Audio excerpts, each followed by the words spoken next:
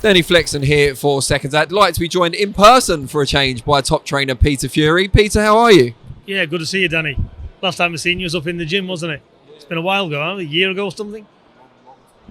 How does this rank in terms of all the things you've been involved with in your training career so far? Not just the biggest female fight of all time, but an all-female show as well. Yeah, listen, it's a first, isn't it? I'm very excited. I'm very happy for Savannah. You know, for me, it's another fight. I've got to get her ready and make sure she will be ready. And but these are the type of fights that you get up for. You know, they're special, aren't they? You're not just turning up, having a defence.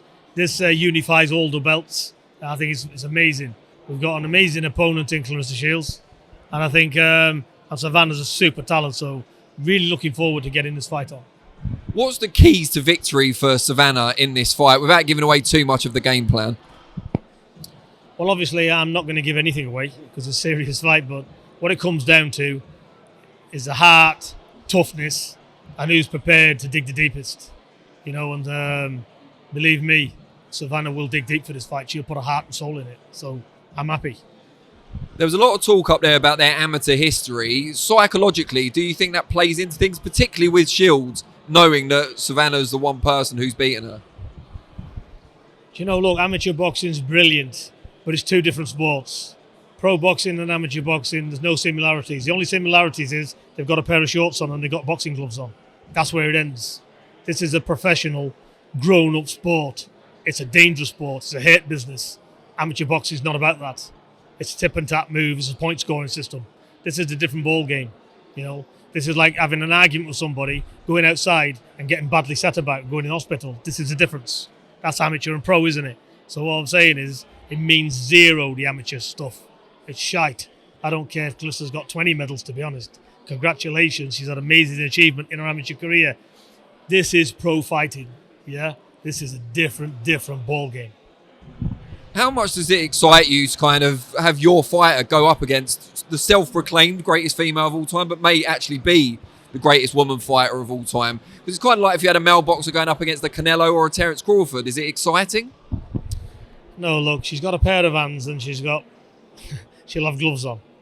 And self-proclaimed right. You know, listen, you only get called what you are by beating the best out there. So time will tell if she's really that or not. But I know what Savannah's going to achieve, and she's going to achieve big things. What does it mean to you about this stage of Savannah's journey as well? Because the partnership between the two of you has been key to where she is so far. But this, for her, hugely important. Yeah, you know, you've got to grow into this sport. And with Savannah, her age is now, I think she's just turned 30 or thereabouts. And I said, like she said to me, oh, will I get a world title when I've had 4 fights? I said, no, you won't. I said, maybe when you've had 8 or 9, you know, 3 years, something like that, 3 or 4 years later. And, you know, she did. So it's all about growing into the sport. And she's been brought on at the right time because she's got better and she's matured into it, got better and better and better. So that's it, you know.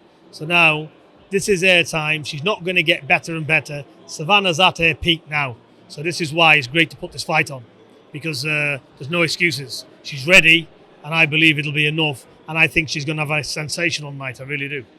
Did you ever think in your wildest dreams, 10 years ago, that you'd be a key figure at the forefront of the biggest night of female boxing? No, I don't think. Look, in life, you can't think ahead too far. You know, look, on a sad note, I've been to a funeral this morning, which I didn't expect.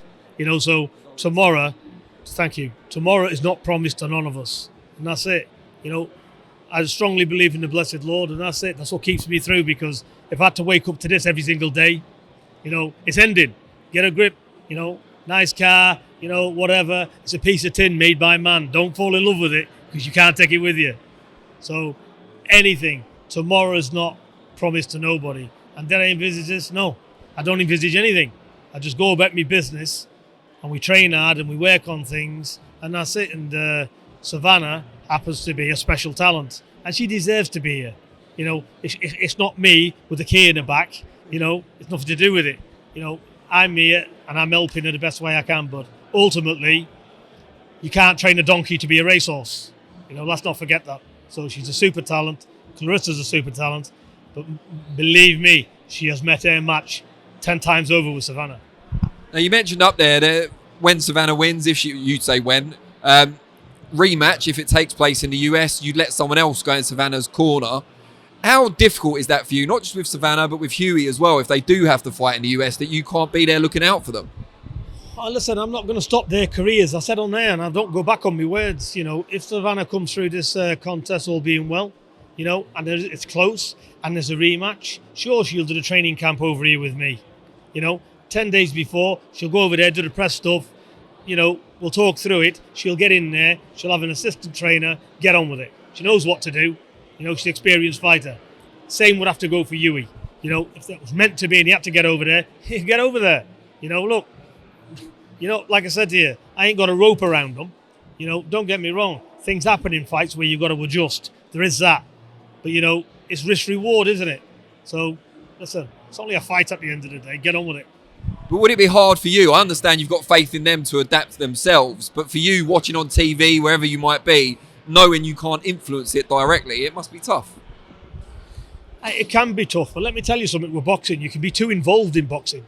And the more you're involved to it, the more you're so passionate, you can be over-passionate, you make mistakes. Take a step back and see it for what it is. It's a sport. Do the best you can, get in there and have a fight. That's it. And, we'd work through things. And I do a lot of speaking to the fighters as well. So there's no surprises. So if the time comes and she's got to go to the States, or whoever's got to go to the States, it's not a problem. The only reason she's not in the States this time is because I can't get there, because I've got a criminal past. And, I tried in 2012 to apply for an ESTA visa. I got turned down. So I know I can't get entry, so there's no point messing around. So thankfully, Claressa was happy to come over here and have the fight, because if it wasn't, then I don't know what we'd have done. She'd probably have to end up going over there, but it wouldn't have been with me. And Savannah, I know she wouldn't have been comfortable with that. But look, if she gets them belts and she owns them, then that's another matter. She knows what things are about. It's a little bit further on down the road. Yeah, would she go over there? Of course she would. Now, talking about Huey, we obviously heard about his illness, preventing him from fighting Michael Hunter, a fight a lot of people were looking forward to. How is he now? Huey's all right. He's had a complete rest. He's back in the gym ticking over. He's actually been on the Peloton bike last week. So he's doing that and he's easing himself back in. He's not punching or anything like that. And he'll ease back in. So the end of July, we'll set up the sparring again. And away you go again. And that fight will happen sometime in mid-September. I think Hunter put something out on Twitter kind of querying the truth of Huey's illness. I don't know if you saw that, but is that something that annoys you when people doubt fighters are legitimately got reasons to pull out? Well, what happens when he's looking across the ring from Hunter in September? What will he say then?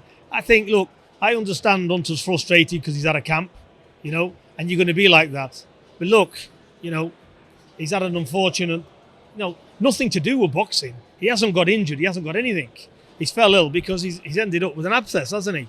So anybody knows about them kind of things, it tips you upside down. He was on morphine for a week for the pain of it.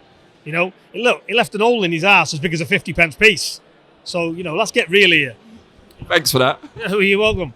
I'm just replying to what Hunter's got to say. Get real. Do I look like somebody who's going to mess fights around? That's cost us 30 or 40 grand in camps gone abroad, and all of a sudden we're going to pull him out. Listen, Michael Hunter, he's had 29 fights, 3 losses. Fight anybody, you included. So you're a good fighter. That's a fight we've picked. Get it on, because he's coming for you in September. And may the best man win again. I'm a sportsman.